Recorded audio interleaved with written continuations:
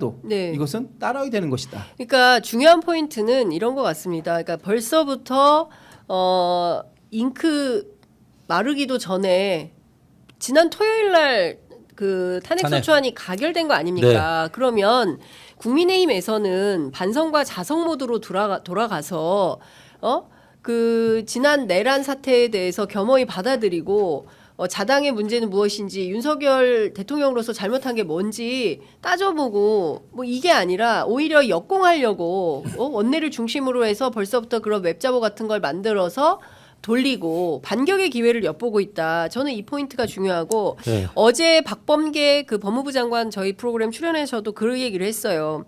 윤석열 쪽에서는 4월 18일 그러니까 이때는 문형배 이미선 두 분의 헌법재판관이 문재인 대통령 추천한 분들인데 이분들의 임기가 끝나는 끝나죠. 날이기 때문에 요때까지 버틸 것이다. 장광설을 늘어놓으면서 수많은 증인들을 신청해가지고 4월 18일까지 버텨가지고 대통령목 추천이 가능해지면 그때부터 반격을 할 수 있겠다라는 꼼수를 생각을 갖고 있다. 그렇기 때문에 그 전에 반드시 끝내야 된다.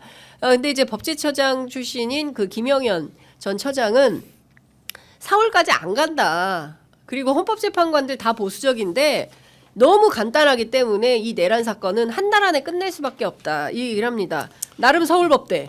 예, 우리 강 교장님. 이 와중에 그러니까, 서울법대 나왔어. 예, 아니 뭐 예. 저는 법은 잘 모르고요. 예. 아니, 법대 나오는데 법을 몰라요? 뭐 예, 여하튼. 네. 반성합니다. 예. 국민의힘은 반성을 안 하지만 저는 반성을 하겠고요. 그러니까 문제는 이 와중에도 결코 포기하지 않는다는 거예요. 국민의힘이.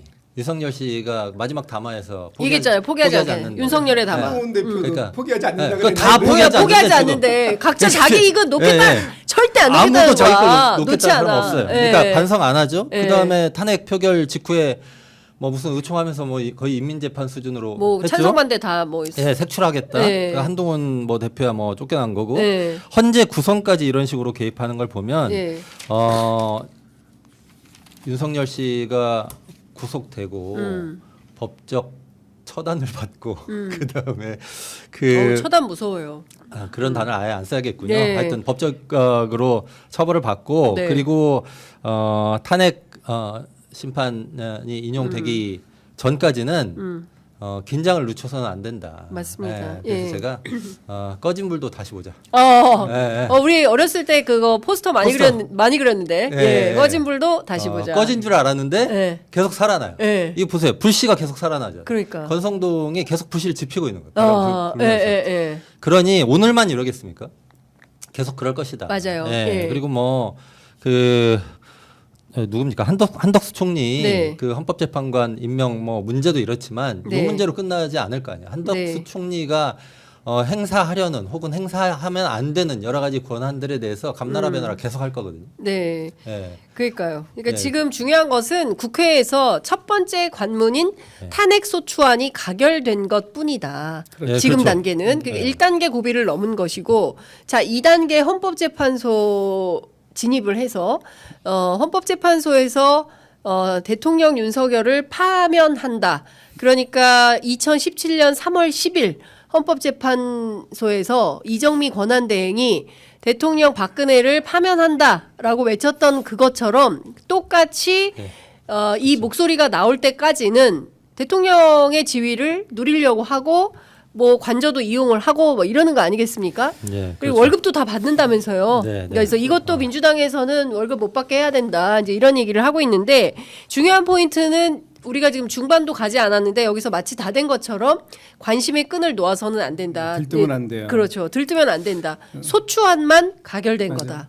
제가 이제 그러니까요. 막간을 이용해서 아까 제가 네. 보여드렸던 그거를 저희 제작진한테 네, 좀 이거를 이게 예, 이제 던져주세요. 혹시 오해가 있으니까 네. 또 저 국민의힘에서 이 방송 다 모니터링 하니까 아 세게 모니터예요. 국민의힘에서 만들어 돌린 거라는 건 아닙니다. 아. 이게 지금 여기 보면 맨 밑에 그 뭐 버즈 저스티스라고 해가지고 만든 분이 이렇게 표시를 해놨는데 네. 보수 쪽에서 지금 이런 움직임이 있다. 움직임이 있다 이런 예, 말씀을 예. 드린 거지. 예. 국민의힘에서 만들어서 조직적으로 돌렸다 이런 말씀 드린 거 아니라는 거 말씀드리고요. 아, 그거 진짜 중요해요. 국민의힘에서 또 고발할 수 있기 그러니까. 때문에.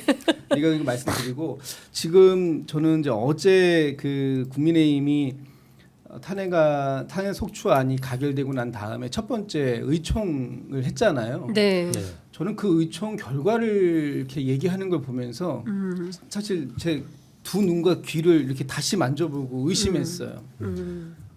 2016년도에도 탄핵이 됐을 때 박근혜 전 대통령이 탄핵됐을 때 네. 탄핵안이 소추됐을 때 최소한 뭐 반대표를 던진 사람도 있고 찬성표를 던진 사람도 있었지만 네. 어쨌든 당에서 나온 목소리는 메시지는 이런 이 불행한 사태가 초래된 데에 대해서 네. 반성한다. 이런 목소리였던 것 같아요. 네. 제 기억에. 정확한 워딩은 기억 안 나지만 근데 어제 같은 게 어땠습니까? 그런 메시지가 전혀 없어요. 그러니까 집권 여당에 소속된 대통령이 탄핵 소추를 됐는데 여전히 억울하다는 생각밖에 없는 것이지. 네. 그 12.3 비상 계엄이라는 것 때문에 총 들고 완전 무장한 그 군인들이 또 경찰들이 국회를 에워싸고 국회에 난입해서 군홧발로 이 민의의 전당을 짓밟았던 이런 상황들에 대해서 놀랬던 국민들에 대해서 죄송한 마음이나 사과하는 마음도 없고 또 지금 이런 사태를 미연에 막아내지 못한 것에 대한 책임감이나 반성도 없고 아무것도 없는데 제일 힘줘서 얘기한 부분이 뭐였냐 하면 이재명 대표 욕하는 거였어요. 그러니까요. 이재명 대표가 헌법재판소가 빠르게 지금의 상황을 끝내 정리해 주길 바란다. 심리를 빠르게 해 주길 바란다라고 얘기했더니 이재명 대표는 왜 자기 사법 리스크에 대해서는 침대 축구 하면서 헌재만 얘기하냐. 그 헌재 얘기할 거면 당신 것도 빨리 해달라고 얘기해라. 이렇게 얘기하더라고요. 오늘 공판 출석하던데요. 그러니까. 네. 근데 그러면 네. 저는 오히려 네. 이재명 대표한테 빠르게 당신도 그러면 당신의 사법 리스크를 그 사법부에다가 심리해달라고 요구해라라고 얘기할 거면 네. 국민의힘도 국민들이 엄청 불안해하고 있다. 지금 권한대행 체제로 갔지만 여전히 불안정 속에 있는 것이고 이런 상황들을 빨리 수습할 수 있는 유일한 방법은 헌재가 네. 빠르게 심리해서 빠르게 결론을 내주는 것이다. 네. 라고 하면서 국민의힘도 헌법재판소에 빠른 심리를 예. 요청해야 되는 거 아닙니까? 예.